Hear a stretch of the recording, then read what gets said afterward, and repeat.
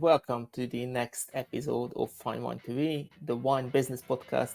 And today I have a guest from the wine education sector or wine training sector. I don't know. He will introduce himself very soon after the intro.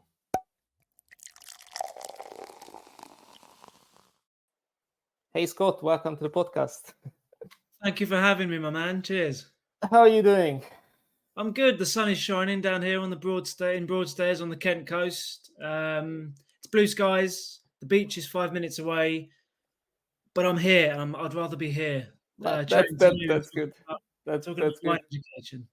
Just to explain to people, we're actually recording this in September, and the sun is shining. It's not raining. It's freaking brilliant. So yeah, can't complain. You mentioned, you messaged me and say, look, I listened to your podcast and I liked it. I have to say, you are the first and probably the only person who actually says these things, by the way. I'm very glad to have you.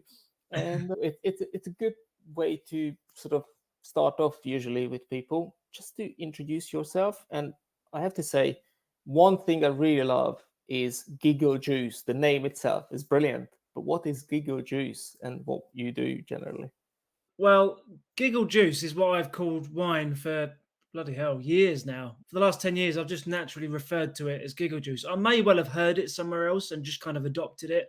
But for me, the name Giggle Juice, that's to me what wine is. From a younger age, before I got into the trade, I'd pop the cap or pop the cork, twist the cap and enjoy it. And it just made me giggle, made me convivial, made me have fun. And so I just kind of adopted that phrase, Giggle Juice. I rarely call it wine. I sometimes get caught out when I'm with people or with customers or clients, and they say, sorry, what did you say? Giggle Juice. What's that then? Oh, it's wine. But the name stuck. And so I refer to it as Giggle Juice. And then when I set up my consultancy just over a year ago, there was only one name for it. And no one, for a name of a consultancy with wine, you see a lot of them around, which I personally think are quite boring names or kind of like quite linear. Kind of like FineWineToMe, right? Yeah, that. Well, at least FineWineToMe, you know what you're going to get. FineWineToMe, to you, it's kind of open-ended. Yeah. But what I didn't want to use was a word that associated it with it being, Giggle Juice, I find it makes a lot of people either ask questions or makes them laugh and then ask a question, then I can explain. So it stirs a bit of curiosity in terms of the name, I think. Yeah, I think it's spot on. It's brilliant. And, in many ways, I feel like that's what the wine trade or wine generally needs. A little bit more fun, a little bit more, or a little bit less seriousness, because that's what I'm always going against. I don't know if it's true, but, we can collaborate with, seriousness and a bit of fun. It works together. It's fine, and I think the name of your consultancy is actually spot on. But more importantly, behind the name, it's obviously you. So if you don't mind sort of very briefly introducing yourself, how you get into the trade, what made you start, working with wine and with people in the wine trade, and then what you do as a consultant. Yeah, sure. So my first foray into the drinks industry, as it were, was 17 years ago. And I'd moved from one part of the country to another, Kingston in Surrey. And I quite literally, I think I worked in a restaurant for a little while, just bussing tables. And then I moved in with my now wife and I needed a job. And it was quite simply that. And I saw this, I can't remember where I saw it, but I saw some work advertised with a drinks company that I had no idea of at the time. And it turns out to be one of the biggest drinks companies in the world, and that's Pernod Ricard. So I applied to work it was just an office administration role, but very, very much a junior role, working at the head office that was then in Hounslow. And then, of course, being Pernod Ricard, a huge drinks company, it exposed me to the world of big brands of spirits and of wines. And so I got to learn about spirits. And prior to that, I had a background in marketing. So I wanted to weave into marketing, brand marketing, and ideally drinks, alcoholic beverages. So I worked for Pernod Ricard for 4 years. I did a lot of my WSET or Wine and Spirit Education Trust qualifications way back then. and started off working for the spirits brands, just helping the brand teams develop their brand plans. Examples being Havana Club, Martell, for example.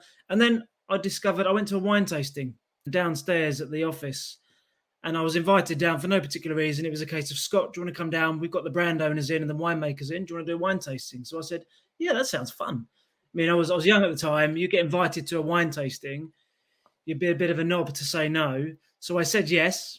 And I found the wine tasting hosted by a winemaker genuinely interesting. And honestly, this sounds a bit kind of corny and cliched, but from that moment on, tasting these, I think I did a vertical, and I didn't know what vertical was back then, of some Rioja. And I thought, this is brilliant. I love this stuff. I think I would like to move over from the spirits team to the wine team. So I moved over to a particular wine brand, and then stayed there for 2 years and worked my way around the big wine brands that they own. And it was mostly working with supermarkets. It was all grocers and it was off trade. And I learned about wine. I also learned about how to market a wine. Yeah. But ultimately, I spent 4 amazing years there, my first job in the drinks industry. But I genuinely became more and more passionate about what's inside the bottle as opposed to what the bottle's wrapped around. What I now call the fluff, but of course it's not the fluff. It's important how a wine is represented, marketed and sold. But I just fell out of love with that side of things. I really wanted to get into the nitty-gritty of wine and really start on my voyage of discovery. So I then left Pernod Ricard after 4 brilliant years, and then went to work for another wine importer in London called Ellis Wines, or what was then Ellis of Richmond, Ellis Wines, and spent 11 wonderful years there. And I learned about wine in the truest sense. So winemaking, how passionate and loyal and dedicated these winemakers are. Of course, I learned more about various countries around the world, regions, grape varieties, did more of my WSET, and then I got asked to do a staff training session. Bearing in mind that my first part of my role here was marketing. And I got asked to fill in for one of the sales team doing a presentation on certain wines in a restaurant in London. And I just loved it. I loved the fact that a bunch of people were willing to sit there and listen to someone talk about wine, but more importantly, how those wines fit within their restaurant, how they could use those wines in their environment to give people a great time. And it's that message that stuck with me. It wasn't a case of me, what I didn't want to do, which I was told to do, was turn up with a load of printed pages of some tasting notes, hand them out, and talk a little bit about terroir and residual sugars and a little bit about Syrah and Cabernet, and then leave. I was kind of told to do that because that's what was always done. But I didn't want to do that because you saw how disengaged the people were. And I thought, this is really boring. I don't want to sit on the receiving end of someone waffling on about a load of shit that I'm not going to use for service that evening. Yeah. So I then did my own thing, which just to have my own style, engage with the people in real terms, in real life scenarios that they could then apply. And, a lot less of it was speaking about the technical aspects of the wine. It was more about what that wine could do to generate feelings, emotions, and ultimately enhance a customer experience. And it was that got people hooked. All of a sudden, I found, this is a style that kind of works. So I spent a number of years developing the training and education arm or department of that business. And then essentially I realized I'm going on and on here, so I'll wrap this up. Eventually I moved here. I moved here to the Kent coast and I worked for a wholesaler down here and helped them develop their wine division, and ultimately realized I really want to do, I think there's a lack of, especially around here where I live, there's lots of small independent restaurants and wine bars that could do with the kind of assistance and expertise that I had, which was ultimately developing people to then develop business.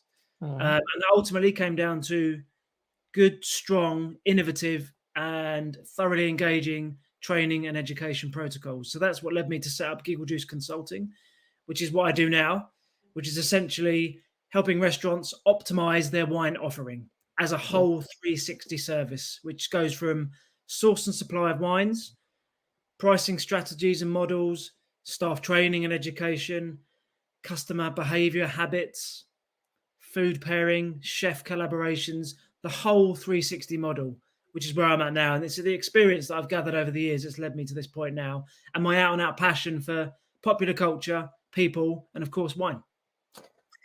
That's actually quite brilliant. It's while you were talking, I was listening to you, and I sort of almost hearing myself talking a little bit.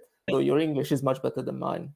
But yeah, it's and I realized that actually quite a lot of people in the wine trade are doing exactly the same thing, fell into a position sometimes by accident. I certainly did by accident as well, just like you did. Sort of needed a job when I moved, and I ended up working in a wine merchant in Richmond. And all these things very, very similar, and then we all go down the rabbit hole of learning more and gathering more knowledge and expertise, and then most of us, or quite a few of us, actually moving into this territory of becoming a consultant, working alongside many other brands. And I think with all these experiences, what we gathered and what we pick up on the way, we start asking questions ourselves as well. One of the questions I have, which I now want to put to you as well a little bit, is who needs wine education? And the reason I'm asking this is because if you think about it, whether you think about wine as a commodity or whether you think about wine as a luxury, if you think about things, when you go and buy coffee, you don't people don't really try to educate other people on coffee. People just buy it. Mm-hmm. But if you're buying a Bentley, obviously you know certain things about a Bentley, but you're not gonna go into the into bits and bobs and what spark plugs and pistons in the car. You just buying a feeling, and that's why I'm asking, who do we need to educate? Do we need to educate the public, do you think, or is it more towards the staff who actually sell the wine? Because I think in many ways, just a very last sentence before I pass it on to you, I think what we need to teach to people or staff is how to sell the wine rather than what to sell. It's a really, really great question and would probably warrant a day's worth of discussion and debate. But in the context of here, I totally agree with the notion and angle of your question. And for me, in terms of who needs wine education, the crux of the question, I don't think the public needs education. I think the public needs access. Access to, you could refer it to luxury. I would say, because wine, it depends where you are. If I give you an example, okay. So first answer to the point of the question is that I don't think the public need education. I think they need access. And providing they have access, and I will come back onto this, I think if they have access to wine and to all that it entails and what it can create, that will in turn provide education in itself. But I'll come back to that. In terms of if you take it from a restaurant point of view, if you or I go out to a restaurant, I think probably between 80 and 90% of the time we go to a restaurant because we're hungry. Actually, let's rewind. You go to a restaurant because, let's say, the babysitter's in. In my case, I don't go out too often. I've got 2 young kids. The babysitter's in. There's an opportunity for me and the missus to go out and have a great time. For others that don't have kids, I've got plenty of friends that don't have kids, it's not thought about in that way. It's just, let's go out. Either way, both scenarios, when you go out for a restaurant, you go because you're hungry. You don't go to a restaurant because you're thirsty. You go because you're hungry. You want to be fed. You want some great food in a comfortable, relaxed environment. You don't want to spend loads of money unless invariably it's for a special occasion. But you just want to go out for a few hours, get fed, and have a great time. And then once you're in said restaurant, you're then provided, you're in there because you're hungry. You then have the options, if done correctly, to imbibe or to have a drink. And that's where obviously wine comes into the fray. Now, and I'm speaking from experience plus just personal opinion here, going back to that thing about who needs education. By me going into the restaurant or a friend going into that restaurant when I'm hungry, that's the access point. So the access, I've come in, I'm hungry, I'm looking at the food menu, the access, and therefore education comes with how I receive wine in that environment via a wine list, via a waiter or waitress that knows how to talk about wine, engage with me about wine, and how that wine or wines can elevate my experience of being hungry. if that makes sense. Yeah. So it's really, for me, in terms of who needs education as a flat out question, it's those that work in hospitality, that are at the coalface, that are serving people. Like my strapline on Giggle Juice Consulting is serving those that serve others. I absolutely serve those that serve other people. And that is my sole interest. So it's the staff, it's the people that work within hospitality that need the education. And it's the public that need access to it. It's often, I think, at least that's how I feel. It often, what happens is people in the wine industry think that we need to educate the people outside who are not in the wine industry about wine. But I see that, it's an already failed project, because we can't actually, how many people works in wine and how many people doesn't work in wine. So it's a lot of people to educate, almost everybody on planet Earth. So that's a task which we can't really do. And I think, why would you try to do that? But as you say, quite rightly, if you go to a restaurant, somebody who serves you with the food and offers a good wine which matches the food, which matches your evening generally, then you're already hooked. And then once you're hooked, then yes, you just need access to go further on down the rabbit hole, where you can learn more about, the trade or the wine offerings of restaurants, or what grape varieties, where they grow and stuff like that. But training and education in the wine sector, obviously you did WSET, I did WSET. There are many options. There are sommelier courses. There are, you can be a master of wine if you wanted to. Training and education in wine is not often so much fun, I think. At least that's my feeling about it. I really enjoyed it when I started, and then as you go on and you do it for career prospects, or you do it for certain things other than your sole own interest, I think it becomes a little bit boring. And that would sort of lead me to the next question, really, is how can we spice things up in training and education to make it more fun, make it more engaging, and potentially bring it to today's world? And then when I'm talking about that, is because we established that I think what we need to do is train the people who serve, then we should train them as well about things, what's happening now, including the rise of social media, using AI, all sorts of things which comes into play at this stage. But I think it's to spice things up, to make it interesting is one thing, and the other one is bring it to today's world, because we still teach from a book which we did like hundreds of years ago, and I think things has changed a little bit, don't you think? I don't know. I totally agree with pretty much everything you're saying, and sadly, actually not sadly, let's put a positive spin on this. The world is changing, has changed, and so education in any format, let alone wine or food and beverage education, but specifically wine, the first thing I will say has nothing to do with books or media or mediums. It's personalities. For me, especially when it comes to training education, it has to be, I've said this for years and I've pissed a lot of people off by saying it, there has to be more personalities. And by personalities, I don't mean those that walk in with colourful shirts, big massive red glasses and funky hair. I mean people that can actually engage with people on their level. When I say their level, it has nothing to do with class or anything like that. It's just, at the end of the day, let's give a real life scenario.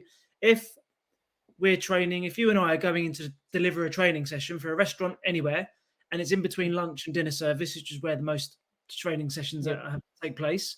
Let's say the majority of the staff have just got in, they've come in early, paid or not paid, they've come in 2 hours early, and they know, let's say it's a Friday night, they've got a full service, 100 covers, they've got to prepare, they've got to have a staff team meeting right before service.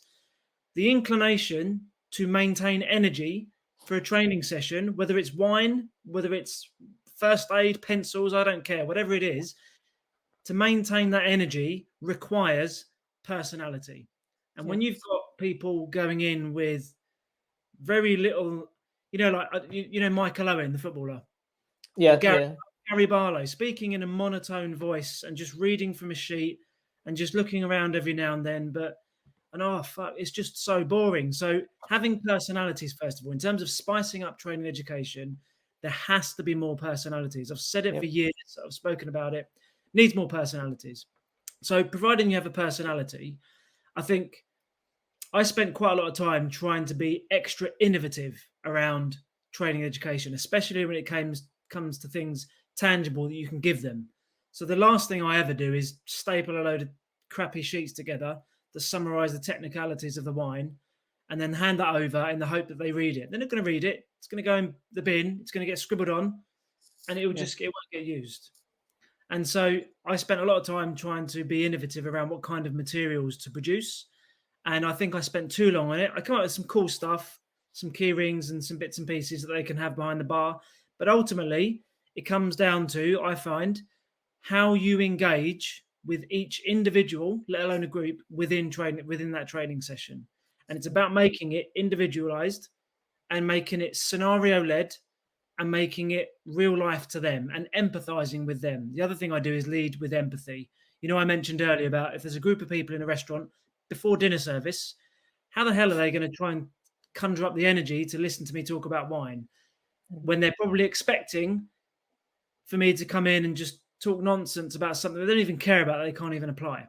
So I always empathize with them and start every session by asking how everyone is and putting myself in their shoes and ask questions like, so, you're sat here with me for an hour and a half.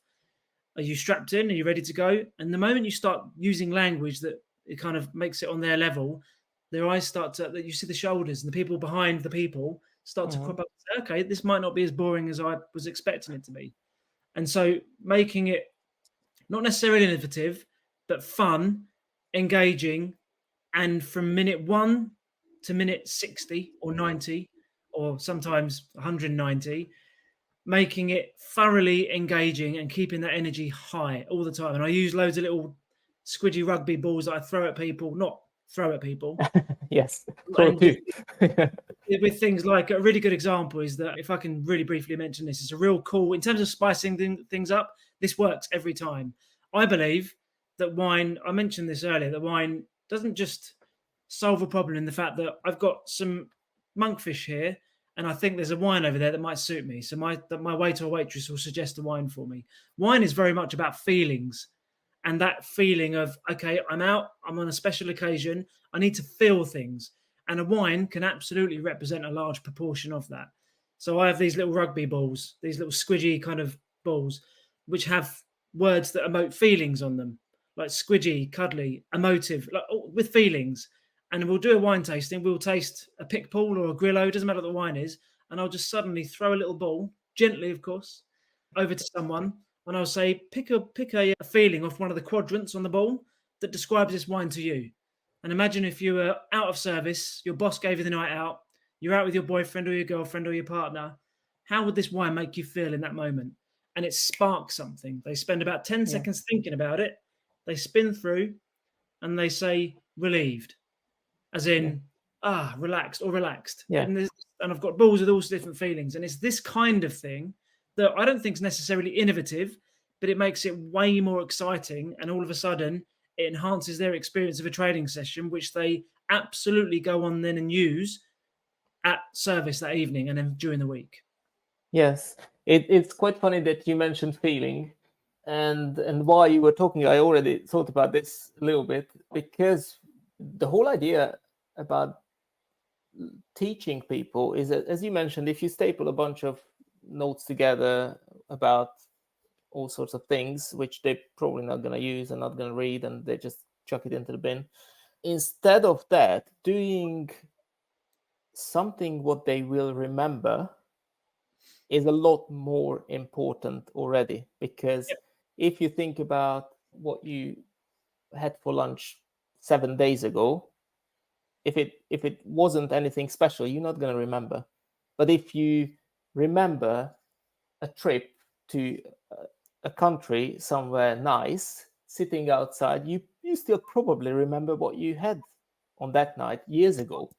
And that's just how I usually see things, that, people have to remember. And that's why I think feelings are quite important as well, because if you generate certain feelings, or if wine generates certain feelings, then it will be a lot easier for people to engage and relate to, rather than a bunch of paper or a big booklet filled with a lot of data. Because let's be honest, I mean, wine is a lot of things. Wine is history, wine is geography, wine is geology, all sorts of sciences which comes together just to have that wine. But it's the only thing what matters is really how you remember things, and how you remember things is feelings, actually. Yeah. So, and to be honest, I never been on one of your tastings or one of your trainings before, but it sounds cool. You try to use different things rather than just stand in front of people and talk to them and say 𝘚𝘵𝑚𝑝𝑟𝑒𝑛𝑒𝑎𝑙 means little grapes or whatever it is, and just get them bored. And also the third thing what you mentioned, and I think it's very important, not just in wine training or wine education or anything, but generally all over the world, is empathy. Because that's one thing what you mentioned, when you walk in, you're getting ready, you're already stressed, you probably didn't even get paid for those sessions, or if you get paid, then you still not really care if you're not a big wine fan. And just to have empathy towards people, that they probably don't want to be there on the first place, and it's your job to make it fun and eventful, and hopefully something what they will remember. It's your number one task, I think. So I totally agree. And the other really useful thing as well is that, in terms of coming back to your point about making them or having empathy, is that one of the great things that I found that worked, and I did it by accident one day. I asked permission from a particular restaurant. This is quite a few years ago now, where I wanted to summarize what everyone thought. It was a big group of people for a big pub group, a relatively big pub group in London. And I had one particular session, I remember, in Waterloo, and I had about maybe 20 to 30 people. And it's quite hard to hold the attention of 20 to 30 people, irrespective of what you're delivering, irrespective. And the one thing I wanted to do, there were so many good comments and questions. I wanted to try and capture that somehow. So I asked permission on that day. I was coming towards the end of the training session. I remember that. And I asked permission from the MD of the group was there that day. And I said, look, can I do like a video summary of certain individuals? Can I capture some content and ask them some questions, not to share on social media, not to share anywhere, but I'll go home, whack it into a piece of software and fancify it, and then hand it back to you. You can then brand that and send that around on your virtual newsletter system to show, one, that we had someone coming and do some wine education for us. And this wasn't about me at all. Yeah. And then they would have the summary and see themselves, whether it was Luke, whether it was Jenny, Bill, Bob, Sally. And I'd ask simple questions to begin with, like, what was your favorite wine of the session? Why was it your favorite wine? And how do you think you'd start talking about that wine going forward? Are you going to share it with friends? Do you think you have the confidence to start talking about it with your customers? Would you feel comfortable about asking your GM to put it on a chalkboard at a special price, staff wine of the week? And I asked questions, and they loved that as well. And at that point, I didn't give them any materials. There was nothing. This was all about, and in fact, I was asked not to, gathering a group of people to buy into an idea that wine forms as much a part of popular culture as anything else. But this whole idea of capturing, you mentioned earlier about how you bring education, spicing things up, but bringing it into the modern era, the use of social media and how you create content. And this was nothing to do with me creating the content and repurposing it. This was for them, and they loved it. And I've been doing that when I can since, because some people don't give you the permission, which is fair enough. But creating videos and memories that you hand back to them to summarize, opposed to having a booklet, which can work as well, I found had more of an impact and a lasting memory for them. Yeah.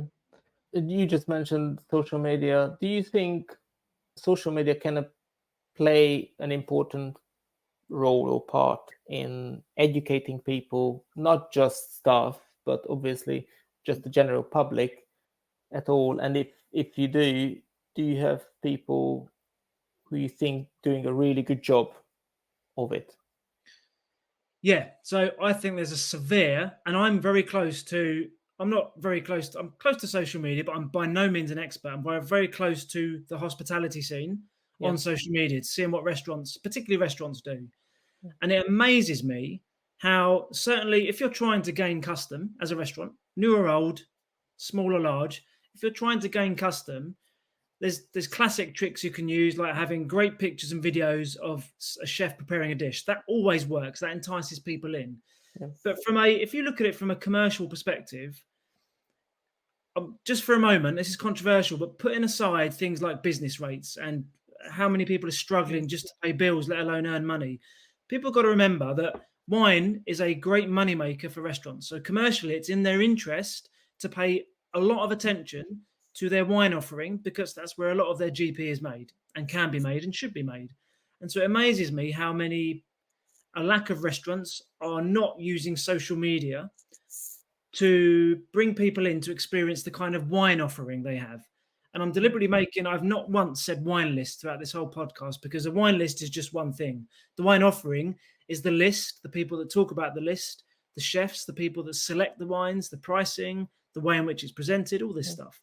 So it amazes me how restaurants aren't using their wine offering more to bring people in, and simply just using food as their outlet to be creative, which is brilliant.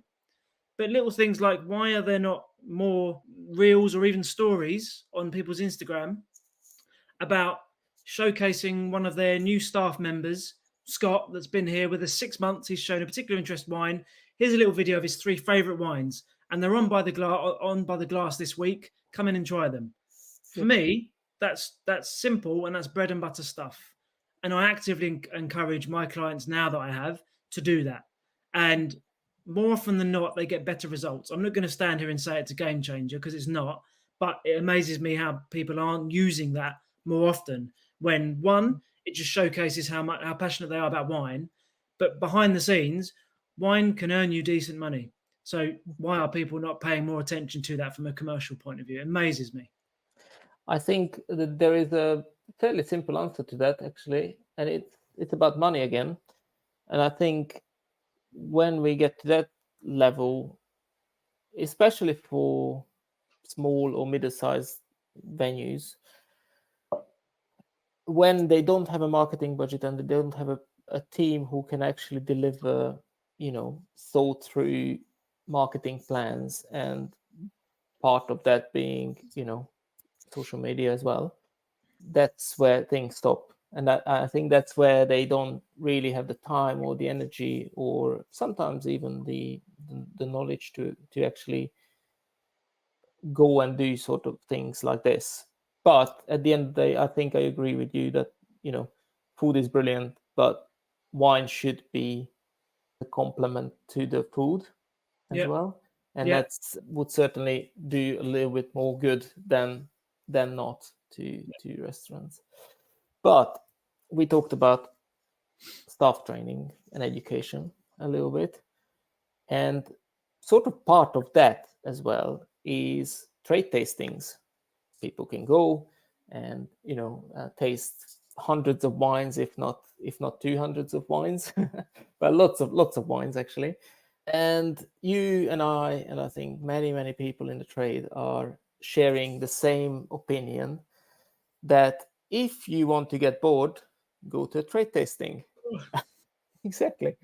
How can we do this better? How can we innovate in that scene? Because I think it's not just for the people who are visiting, but it's also very important for the people who are exhibiting on these things, because it's money and time from everybody's side. Mm-hmm. And obviously we want to refresh this a little bit, I think, as a whole, as an industry. Well, for me, this isn't a real complex piece at all. It's just wholesale fundamental change, but I don't think anyone's brave enough to kind of do it just yet, because it does take quite a step. So trade tastings, to me, over the years, have been a room that's a box room full of a load of tables with white cloths and a lot of wine and people pouring wine. Passionate winemakers that are there, that have paid to be there and have a reason and an incentive to be there. But at the end of the day, they're in this box room that when you walk in just looks very boring. And I think we're beyond the days of wine speaking for itself. You could go into a room full of really expensive Burgundies, Bordeaux's. You could have a table full of Sassicaia. You could have a room with amazing wines. But for me, that only gets me halfway. It's an opportunity for me to taste wines. I'm a restaurant owner and I'm going to the trade tasting. It's an opportunity to possibly taste wines that I've not had before. That's great. That's good. That's useful. But for me, trade tastings just lack atmosphere. They are so boring. They're so quiet, when really I truly believe, and I've done research, both localized and regionalized, and asked lots of questions from winemakers from various different importers about what they want to get from trade tastings. And if you rewind a little bit, the whole idea of let's say it's a trade tasting put on by an importer, and this time of year there's loads. That will come at an enormous cost, and of course the marketing team will set aside a budget to enable them to put on this trade tasting. So with that budget put aside to spend on a venue, to then organise all the winemakers coming, whether you're paying for a portion of their travel, and bearing in mind you've got to take them out and entertain them, they're going to want days in trade during their visit, centred around this trade tasting. Wouldn't you want to make, and you want as many people there as possible for this inordinate amount of money to be spent on hosting this event that you'll probably do once a year, maybe twice. I would want to make it as exciting as possible. Now, going back to what I said about earlier, it doesn't mean having all sorts of stuff, as it were, but there are ways that you can make it both on a psychological level and a subconscious level by making it way more exciting. The first thing I would do, which for some reason nobody really does, is including music into the mix. Now, I'm probably biased towards this because music is a passion of mine. I've used music in the past when I'm conducting wine tastings, because when you is a synergistic level, there's what music can do to your senses when you're tasting food and wine. It's amazing. But I pitched this idea to an importer I worked for 2 years ago, and they didn't go for the first time, but they went for it the next time, about having, whether it's musicians, whether it's a DJ, whether it's a mix of both, whether it's intervals where music comes in and then out again. I remember talking about spoken word poetry coming in, that element of surprise and delight. So to me, it's that the musical element of wine is lacking. And ultimately, you've got to realize as well that people attending these trade tastings that work in restaurants, let's assume everyone's restaurants, they come from an environment where people are drinking these wines. And so if you've got a restaurant owner coming in from a bar on the South Bank that has live DJs, that plays music, but they just really want to up their wine game, it's in their interest to be in an environment where they can take that away. So having a live musical element or a musical element of some kind, as simple as that sounds, and it is simple, for me is an absolute no-brainer. You don't have to spend hours curating a playlist, but having a musical, whether it's an interlude, whether it's constantly being played, and so I call it sonic seasoning. Music should be a part of that. And then the second part of this, and for me it's only these two things as a start, is venue. And I understand the challenges of a venue because there are loads of big spaces, not just in London but everywhere. And the whole idea is most importers would want a large space where you can bring the bulk of your winemakers or your wines, because it's a full showcase. It's your only opportunity for a full showcase of your portfolio, let's say. So having a large venue is a benefit, but having a room, for me, doesn't cut it anymore. I would much rather, I don't know if you know it, it's not Tobacco Docks, there's a brewery where one particular importer have their tastings every year, and it's got exposed brickwork. Truman Brewery. Do you know the Truman Brewery? I've never been. No, I heard of it, but I've never been actually. Yeah, like that. And there's so many spots, especially in London, but not just London. I'm not trying to particularly speak about London, that have some really unique architecture to it that instantly makes it different. And it takes away the snobbiness and ponciness of a wine tasting. When I go to wine tastings now, I don't want to see white tablecloths. I don't want to see people in suits and ties with a name badge. Yeah. I want to see the true characters behind the wines, which they are. Don't let all these, you go to a lot of these wine tastings and they're sat quietly pouring away. A lot of them, not all of them. I know for a fact, if you put them in a room where there was a DJ at the back playing some music, not too loud where you couldn't talk to people, or there was a violinist or someone playing some guitar and someone doing some nice music, singing, that would bring out the hidden passion in these winemakers that will then instantly engage people attending the trade tasting. So there's about another 10 things I could list, but we need a lot more time. But it's those two things as a starting point. And I know a fair number of people agree with me that would instantly change the landscape of how trade tastings are put on, and to get people on board with that kind of idea. Yes, I think nowadays there are a few importers of a few venues who try to do these sort of things. But as you mentioned, that most importers obviously want a big space for themselves. But one thing what you didn't mention, and I think it's very important again, and that's why people probably call me a little bit money-centered sometimes, but it's money. Yep. Because they want these big spaces the cheapest possible, obviously. And I think that's a major issue, because I think when you already spending all this money to get all these wines showcased to the trade, you might as well spend a little bit more to get, as you mentioned, an exciting venue as well. Into the Shard, the tallest building in Europe. Why not? That's on its own, although I'm not so fussed about it, but it on its own, it's a venue where people want to go to. Yes. And that's already an opportunity to go. But yeah, exciting places. I think that's the key. And the musical part, I never really thought about that, but it's very true, because if you go to a restaurant, or if you go to any place, or shops as well, with music, you can influence people how to buy. Yeah. Obviously, if you play faster music, you want them to go through things quicker. If you play slow music or classical music, you want them to chill down and slow things down a little bit. And what you're selling, it depends. Certain things go better with classical music, and then other things obviously go better with DJ playing quite funky music as well. So exactly. that's a very, very, very good and very important point. You said you could say probably 10 other things. Could you tell me a third thing, just which is on your mind, which you would change in other than the white tablecloths? Because I think that's already a mistake if somebody thinks about it. White tablecloths, red wine doesn't work together. But yeah, do you have a third thing which you would change in a? Yeah, the third thing on my list, actually, funnily enough, the white tablecloths, red wine, plus they just look way too formal. I don't want to be formal.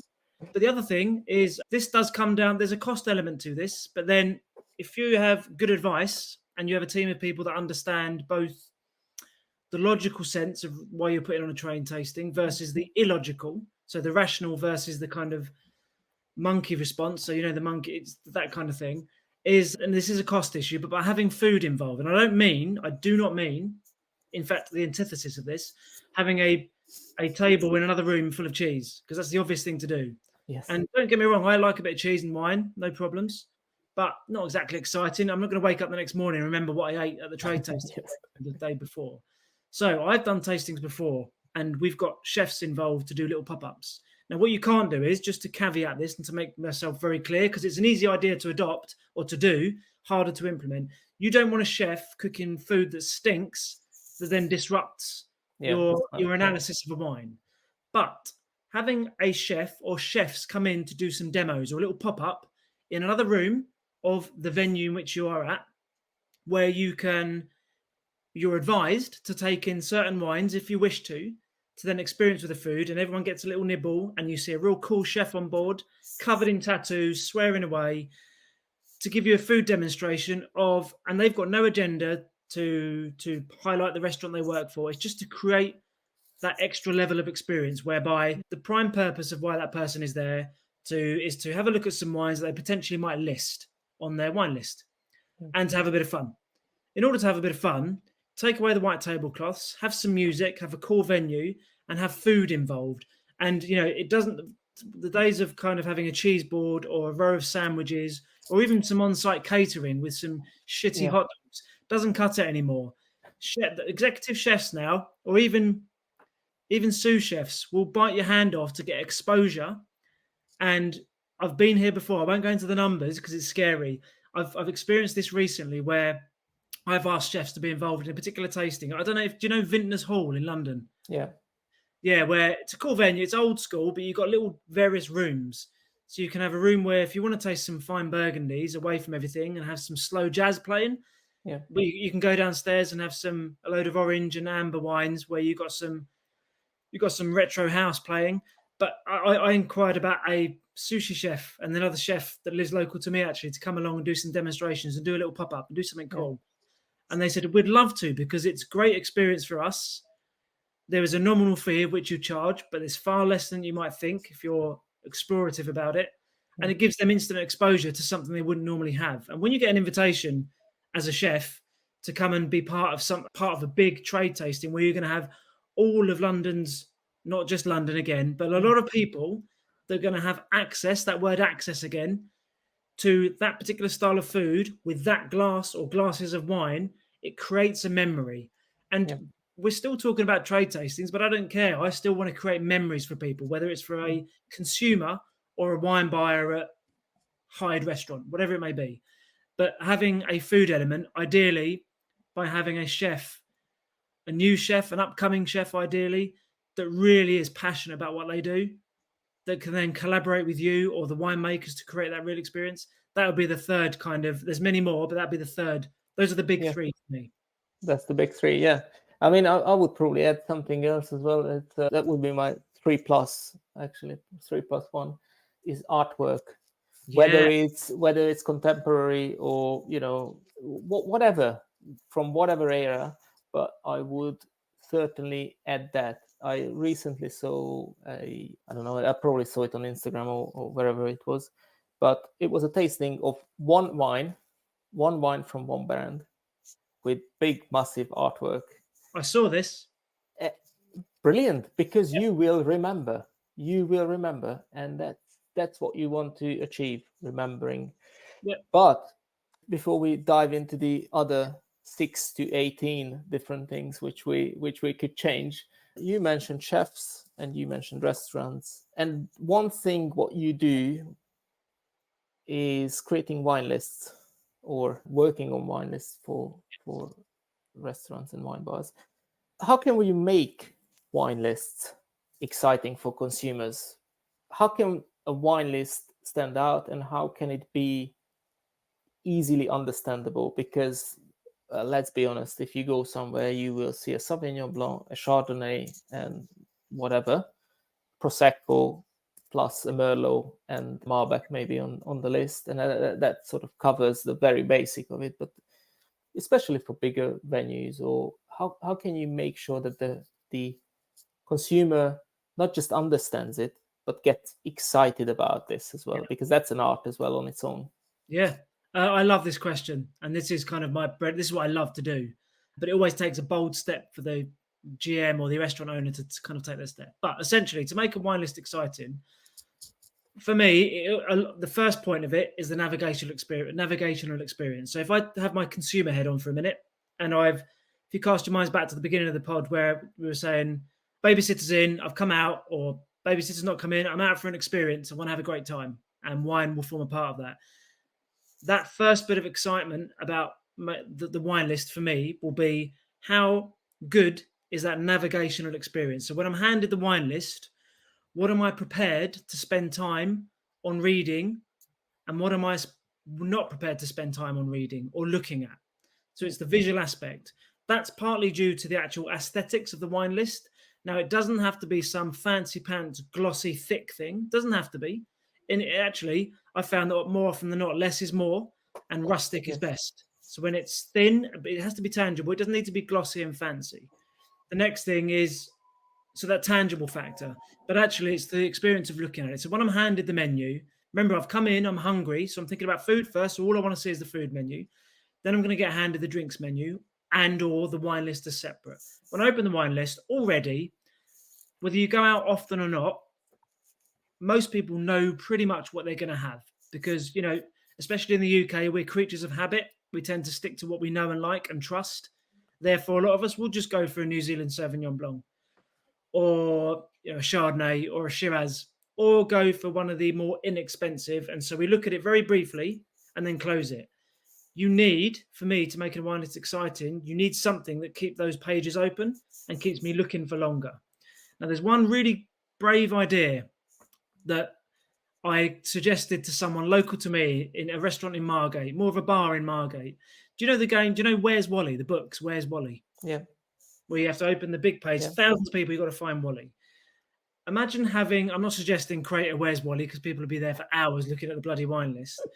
But imagine if you had a Where's Wally style concept where it could be and I've done this before, it's a miniature bottle of a wine and it could be called 𝘠𝘪𝘠𝐬𝐬𝐬𝐬, for example, or Sassy Shiraz. The quest, the mission, when I'm looking at the wine list, is to find that wine bottle. And it's pretend it's a named person, so it has an identity. Find him. And if you find him, maybe there's an incentive. Maybe there is a free taster of a certain wine they've got. Maybe there's a free glass of house wine. Maybe there's a free side to share with whoever you're coming out to dine with. Whether there's an incentive. Either way, whether there's an incentive or not, it's a bit of fun to get me to look at the wine list longer because I've been given an instruction. And that instruction is to find that little bottle with the cap and the cape on and say, well, where's he gone or where's she gone? So I've got to spend time looking through the wine list to find this character. Whilst I'm looking, I'm being directed to certain wines. And those wines must not be sentence upon sentence of the usual shit of things you see on a wine list, which I have no interest in.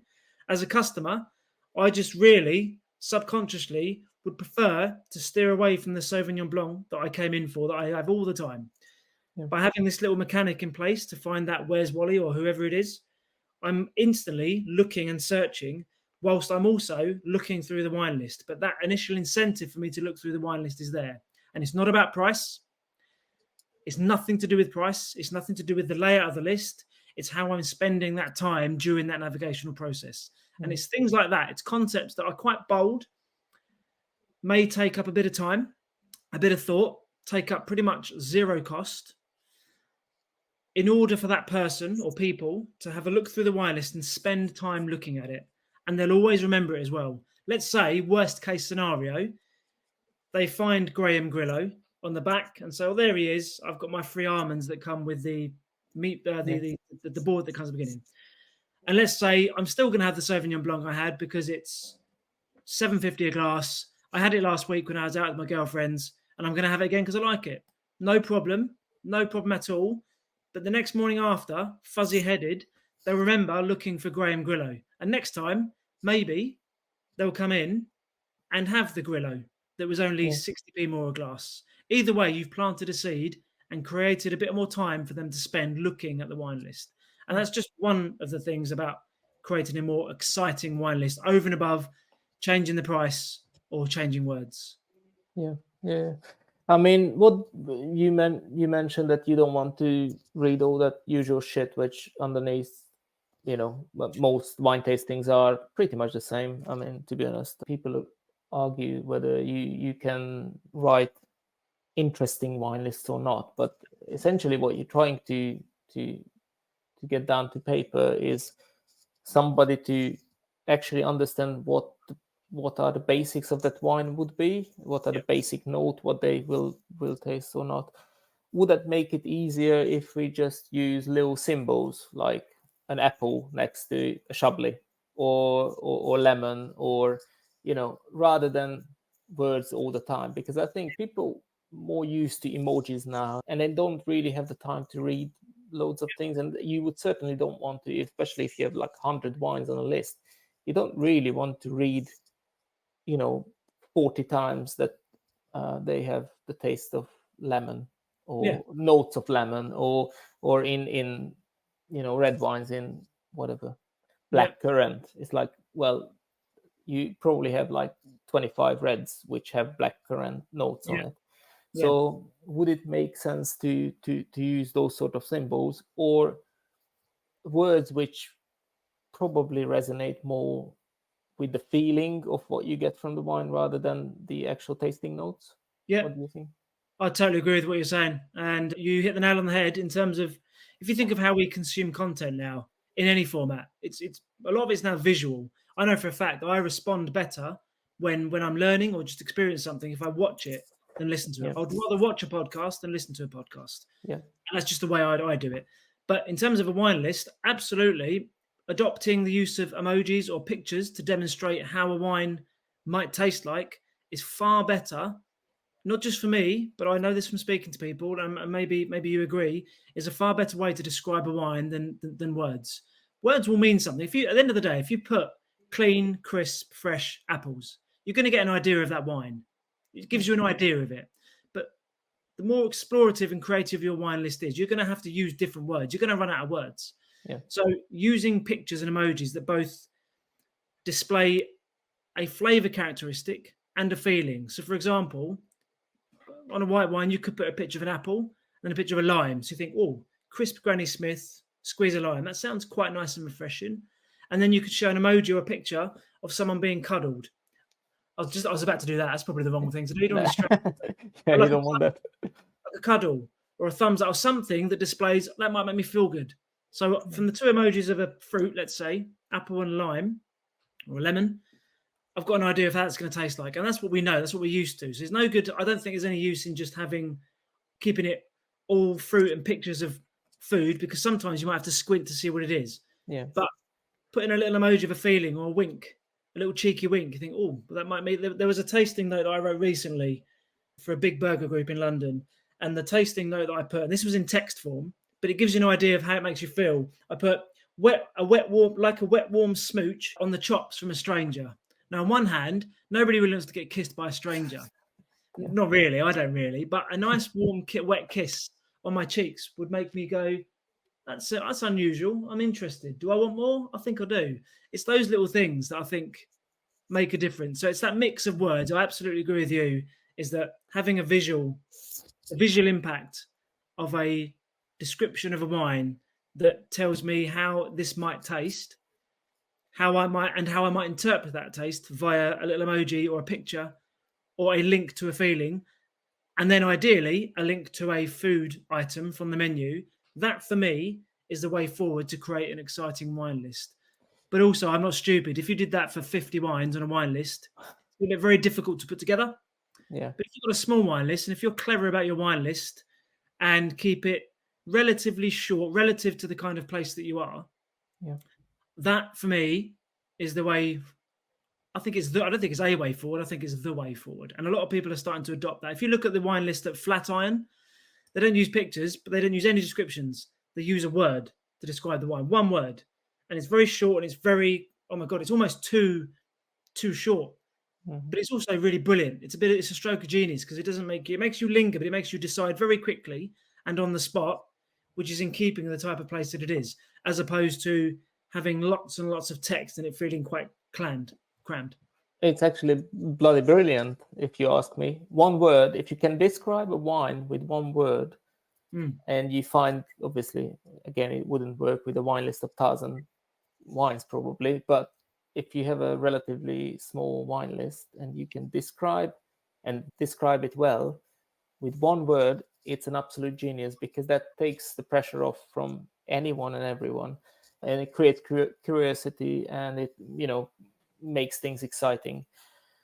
One question I wanted to ask about wine lists as well. With global warming, obviously, ABV is growing with wines. It's just a general fact. We can't really do anything about it.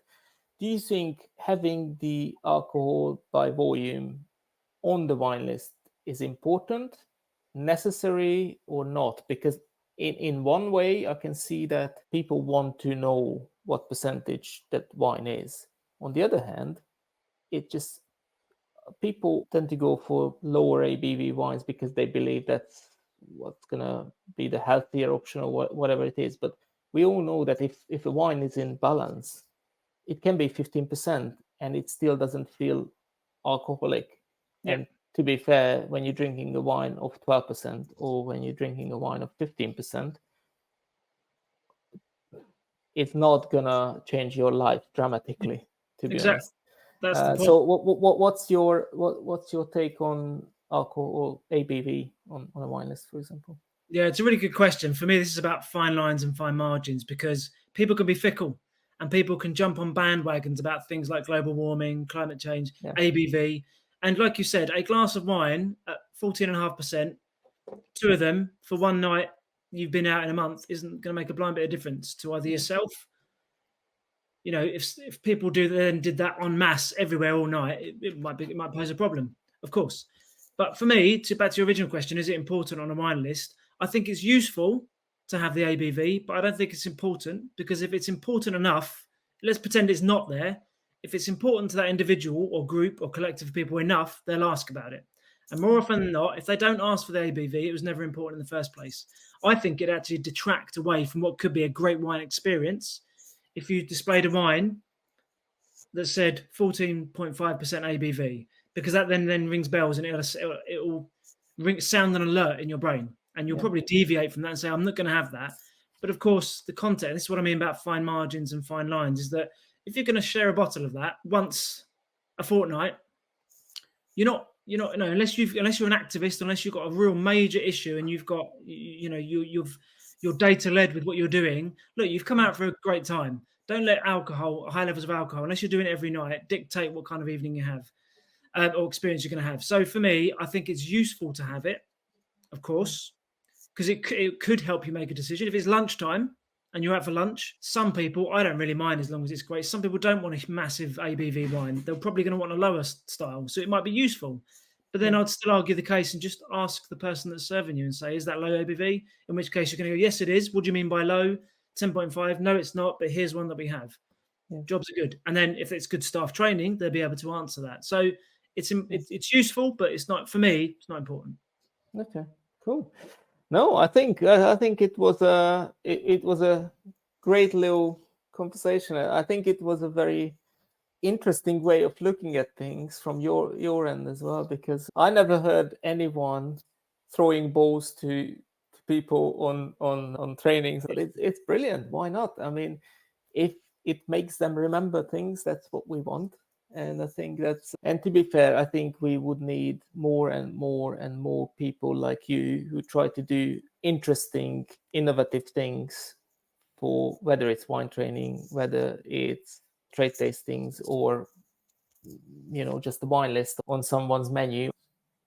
Make it more fun and engaging, because ultimately, I believe we have to bring the fun back into the wine world. And I don't know if anyone ever listened to this podcast or anything I said or written down or did in the wine trade. I always feel like, and that's why I started my hoodie business and everything else, because what I feel like is when I'm drinking wine, that's, since we have a child especially, it's often on the couch here.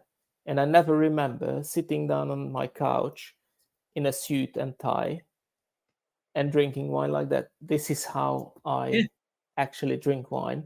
And this is how most people drink wine. And it's very rarely happens that you go into a restaurant where you have to wear a 3-piece suit and enjoy a glass of wine. So I think that's more like the minority. But still, the wine trade tend to go for the white tablecloth and the people in suits and ties pouring the wine for other people. So yes, I think that's where we have to go, and that's why we need to talk about these things. So thank you, Scott, for joining me today. I think it was a good conversation, and hopefully people will enjoy it as well. And more importantly, thank you for listening to my podcast, because not many people do. So yeah, that's brilliant. Yeah, exactly. That's what I'm saying. So yeah, brilliant. Hope everyone had a good time, and we'll be back with a few other things in the future. Potentially another episode with Scott at some point with related things as well. In the meantime, enjoy a glass of wine while I enjoy a cup of coffee. And water. And water. That's important as well when you drink alcohol. Anyway, thanks guys, and thank you, Scott, for joining me, and see you guys later. Cheers. Bye.